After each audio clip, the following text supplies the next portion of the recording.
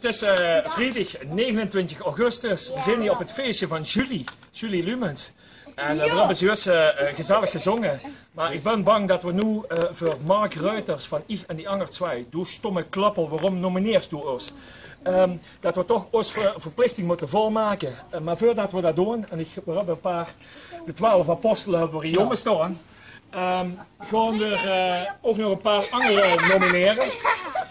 Als eerste nominatie wil ik doen Julie Lumens. Vandaag jarig. Dus Julie, je hebt straks 24 uur de tijd om een emmer water over dich her te gooien. Maar daar kunnen we nog even met wachten. De tweede nominatie wat we hier willen doen is voor Johan Kolen van LRM. Een bijna buurman van mij. Hij woont op 10 kilometer afstand. Dus ik heb een connectie met hem. En ten derde, van Knooppunt het Vonderen willen we graag René Desrière nomineren. Precies. Dus die drie, René Desrière, Julie en Johan Kolen van LRM. Zit je klaar voor de ummers? Ja! Ik vraag het weer. Zit je klaar voor de ummers?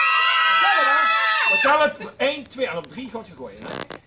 1, 2, 3! Dat gaat het. We hebben even nog gaan. Oh!